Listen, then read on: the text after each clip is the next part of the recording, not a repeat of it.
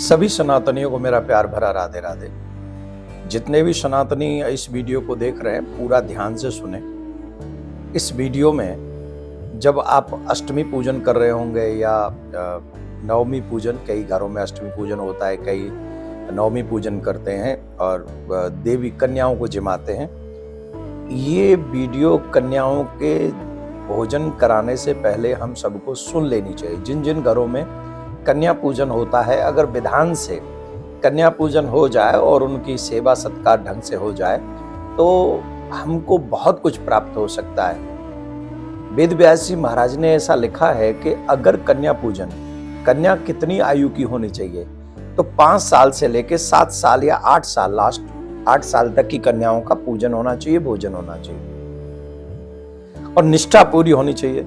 जब कन्या आए तो उनके चरण प्रक्षालन करें, उनको कुमकुम से तिलक करें, उनको वस्त्र इत्यादि जो भी आप लोग करते हैं वो ऑब्वियसली सब करते हैं, तो वो सब होना चाहिए। अब इस कन्या पूजन से हमको क्या क्या प्राप्त होता है, हम क्या प्राप्त कर सकते हैं? इन कन्या के पूजन से व्यक्ति संसार के चक्र से भी छुटकारा प्राप्त कर सकता है, भगवान में प्रेम की प्राप्ति कर सकता है, भगवान से प्रेम हो जाए ऐसा कर सकता है, मोक्ष प्राप्त कर सकता है, धर्म अर्थ काम मोक्ष चारों फल सहज में उसे प्राप्त हो सकते हैं। अब क्या होता है कि कईयों को कुछ चाहिए, कईयों को कुछ चाहिए, कईयों को ज्ञान चाहिए, कईयों को धन चाहिए, कईयों को रोगों से मुक्ति चाहिए।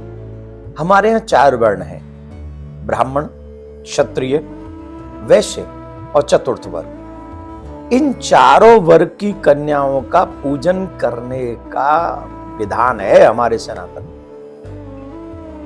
अगर आप ज्ञान चाहते हैं, आप चाहते हैं कि आपको ज्ञान की प्राप्ति हो, तो ज्ञान की प्राप्ति के लिए, विवेक की प्राप्ति के लिए आपको ब्राह्मण वंश में जन्मी हुई कन्याओं का आवाहन करना चाहिए, पूजन करना चाहिए, उनके चरण प्रक्षालन करने चाहिए और फिर द्रव्य दक्षिणा देकर, वस्त्र देकर, उनको भोजन कराकर उनको विदा करना चाहिए। ऐसा करने से आपको ईश्वरीय तत्व ज्ञान होता है, सांसारिक विद्या प्राप्त होती है, जिनसे हम कहते हैं हमारे बच्चे पढ़ते लिखते नहीं है। अगर आपके बच्चे भी कन्याओं का पूजन करें तो आपके बच्चों को मां सरस्वती प्रसन्न होकर विद्या प्रदान करेंगी। अब कई लोग ऐसे होते हैं जिनको शत्रुओं से बड़ा भय रहता है, शत्रुओं से मुक्ति पाना चाहते हैं, जो इंटरनली बड़े कमजोर होते हैं, बड़े कमजोर रहते हैं, वो बहुत परेशान रहते हैं। कोई कहता है कि हमारी जमीन को कोई हत्या गया, मतलब कब्जा कर लिया है, हड़प रहा है, हमारे ऊपर केस चल रहे हैं, मुकदमा चल रहे हैं, बहुत परेशानी हो रही है। इन सब परेशानियों से निजात पाने के लिए हमें क्षत्रिय वंश में जन्म हुई कन्याओं का पूजन करना चाहिए। वही 5 से 8 साल 7 साल की आयु तक की कन्याओं का आप वृद्धि श्रद्धा से पूजन करें, चरण प्रक्षालन करें, उन्हें भोजन कराएं और द्रव्य दक्षिणा देकर उनको विदा करें। तो आपके ऊपर ऐसी कृपा होगी कि आपकी जो ये परेशानी मैंने गिनाई है उनसे आपको मुक्ति मिलेगी। अब कोई लोग व्यापार करते हैं लेकिन उनके व्यापार में उनको लाभ नहीं होता है, कहीं उन्हें सफलता नहीं मिलती है, वो हमेशा परेशान होते हैं, काम रुक जाते हैं, कर्ज बढ़ता ही चला जाता है, कर्ज चुकाने में असमर्थ होते हैं। तो ऐसे लोगों को वैश्य वंश में जन्मी, मतलब वणिक परिवार में जन्मी हुई कन्याओं का, जिनकी आयु 5 से 8 साल ही होनी चाहिए, उन कन्याओं का पूजन उनको करना चाहिए विधान से। जो विधान पहले कहा गया, पूर्व में कहा गया, वो इसी विधान से उनका पूजन करना चाहिए, उनको भोजन कराना चाहिए, उन्हें दक्षिणा प्रदान करनी चाहिए। इससे आपके ऊपर कर्ज उतर जाएगा, मां भगवती, मां लक्ष्मी की विशेष कृपा प्राप्त आपको होगी। कितनी बड़ी बात हो गई, कन्या पूजन से कितना बड़ा लाभ है।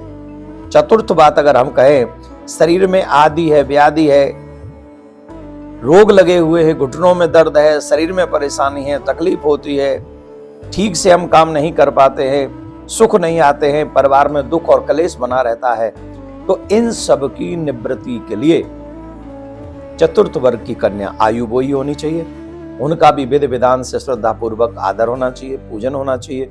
और उन्हें द्रव्य दक्षिणा देकर भोजन कराकर उनको विदा करना चाहिए। इससे माँ दुर्गा आपके ऊपर कृपा करेंगी और आपके जो आदि व्याधि है, कष्ट है, शरीर में रोग है, वो सब मुक्त हो जाएंगे। तो मेरा आग्रह है, आप सभी लोग अष्टमी पूजें या नवमी पूजें, पर इस वीडियो को ज्यादा से ज्यादा लोगों तक इसलिए पहुंचा दें जिससे जिसके जीवन में जिस चीज की समस्या है, ज्ञान की समस्या है, शत्रुओं की समस्या है, धन की समस्या है या रोगों की समस्या है, इन सभी समस्याओं का समाधान अगर आप विधिवत कन्याओं का पूजन करें, जो विधि व्यास जी ने हमको बताई है और वो विधि मैंने आपको इस वीडियो में बताई है, अगर उस वीडियो को आप पूजन को आप ऐसे करेंगे तो आपके वो मंगल होगा और कष्ट दूर हो जाएंगे।